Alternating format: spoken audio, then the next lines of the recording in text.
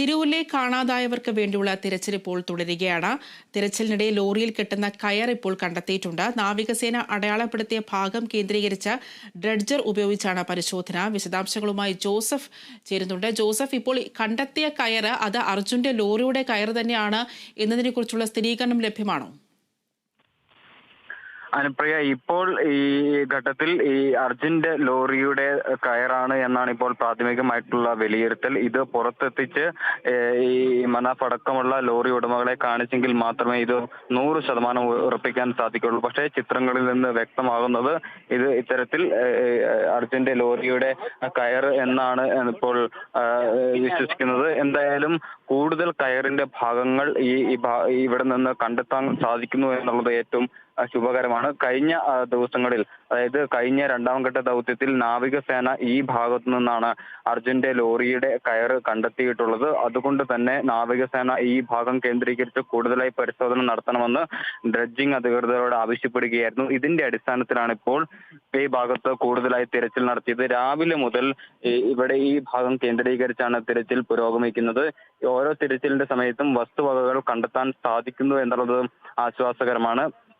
മറ്റൊരു ഷോൾഡർ ബാഗും കണ്ടെടുത്തിരുന്നു. പക്ഷേ അർജുൻ ഇത്തരത്തിൽ ഷോൾഡർ ബാഗ് ഉപയോഗിച്ചിരുന്നില്ല ആ സമയം എന്നാണ് അർജുന്റെ സഹോദരി അടക്കം സൂചിപ്പിച്ചിട്ടുള്ളത്. എന്തായാലും ഈ കയറിന്റെ കൂടുതൽ ഭാഗങ്ങൾ കണ്ടെത്തുന്നു എന്നുള്ളത് ആശ്വാസകരമായ വാർത്തയാണ്. എന്തായാലും നാവികസേന ആണ് ഈ ദൗത്യം ഇപ്പോൾ നിയന്ത്രിക്കുന്നത്. ഡ്രഡ്ജർ ഉപയോഗിച്ചുള്ള പരിശോധന ഈ കയർ കണ്ടെത്തിയ ഭാഗം കേന്ദ്രീകരിച്ച് തന്നെയാണ്. ഈ നാവികസേന അടയാളപ്പെടുത്തിയ ഭാഗം കേന്ദ്രീകരിച്ചാണ്.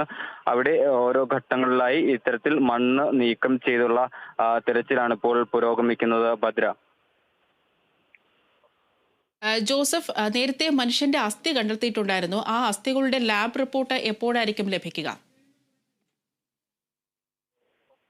ലാബ് റിപ്പോർട്ട് 3 ദിവസത്തിനുള്ളിൽ ലഭ്യമാകുമെന്നാണ് ഇപ്പോൾ അറിയാൻ സാധിക്കുന്നത്. കണ്ടെത്തിയ അസ്ഥി മനുഷ്യന്റേതിന് സമാനമാണ് എന്ന ആദ്യഘട്ടത്തിലുള്ള വിലയിരുത്തൽ.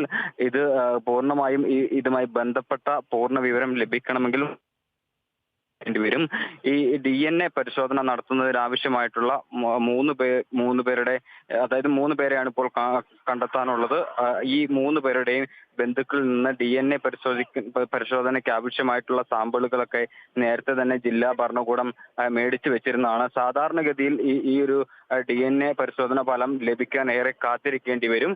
പക്ഷേ ഇതൊരു പ്രത്യേക സാഹചര്യമായതിനാൽ പ്രത്യേക നിർദ്ദേശപ്രകാരം എത്രയും വേഗത്തിൽ DNA ഫലം ലഭ്യമാക്കുന്നതിന് വേണ്ടിയിട്ടുള്ള നടപടികളാണ് ഇപ്പോൾ ജില്ലാ ഭരണകൂടം ഇപ്പോൾ സ്വീകരിച്ചിട്ടുള്ളത്. 3 ദിവസത്തിനുള്ളിൽ ഇത്തരത്തിൽ DNA ഫലം ലഭ്യമാകുമെന്നാണ് പ്രതീക്ഷിക്കുന്നത്. ആദ്യ ഘട്ടത്തിൽ പ്രാഥമികമായ വിലയിരുത്തലിന്റെ അടിസ്ഥാനത്തിൽ ഇത് മനുഷ്യന്റെ സമാനമായിട്ടുള്ള ഒരു അസ്ഥിഭാഗമാണ് എന്നാണ് കണ്ടെത്തിയിട്ടുള്ളത്. തുടയെല്ല് അല്ലെങ്കിൽ നീണ്ട എല്ലുകൾ, ദൃഢതയുള്ള എല്ലുകളുടെ ഭാഗമാണ് ഇപ്പോൾ കണ്ടെത്തിയിട്ടുള്ളത്. അത് മനുഷ്യന്റെ സമാനമായിട്ടുള്ളതാണ് എന്നാണ് ഇപ്പോൾ പ്രാഥമികമായിട്ടുള്ള വിലയിരുത്തൽ. ഈ DNA പരിശോധനയ്ക്കായി ഇന്നലെ രാത്രിയോടുകൂടി തന്നെ ഈ അസ്ഥിയുടെ ഭാഗം മാറ്റുകയുണ്ടായി. അതിനുശേഷം ഇതിനു വേണ്ടിയിട്ടുള്ള നടപടികൾ ഇപ്പോൾ ഊർജിതമായി തുടരുകയാണ്. 3 ദിവസത്തിനുള്ളിൽ തന്നെ ഇതിന്റെ ഫലം കണ്ടെത്താൻ സാധിക്കുമെന്നാണ്, ഫലം ലഭിക്കുമെന്നാണ് ഇപ്പോൾ ലഭിക്കുന്ന വിവരം. എന്തായാലും ഈ അസ്ഥി കണ്ടെത്തി എന്നുള്ളത് ഏറ്റവും പ്രധാനപ്പെട്ടതും നിർണായകവുമായിട്ടുള്ള കാര്യമാണ്.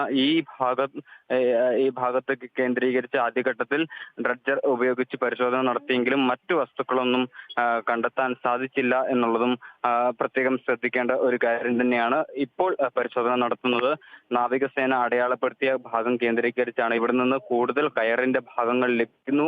മാത്രവുമല്ല, ഈ ലഭിക്കുന്ന കയറുകൾ അർജന്റേതാണ് എന്നാണ് ഇപ്പോൾ ലഭിക്കുന്ന പ്രാഥമികമായിട്ടുള്ള വിവരം. ഇത് പുഴയിൽ നിന്ന് ഇറക്കി മനാഫ് അടക്കമുള്ള ആളുകളെ കാണിച്ചെങ്കിൽ മാത്രമാണ് ഇതിൽ പൂർണ്ണമായിട്ടൊരു സ്ഥിരീകരണം നടത്താൻ സാധിക്കുകയുള്ളൂ. പക്ഷേ ക്യാമറകളിൽ നിന്ന് വ്യക്തമാകുന്ന ചിത്രങ്ങളുടെ അടിസ്ഥാനത്തിൽ ഇത് മനാഫിന്റെ ലോറിയിൽ ഉപയോഗിച്ചിരുന്ന കയറാണ് എന്ന് തന്നെയാണ് അവർ സൂചിപ്പിച്ചിരുന്നത്.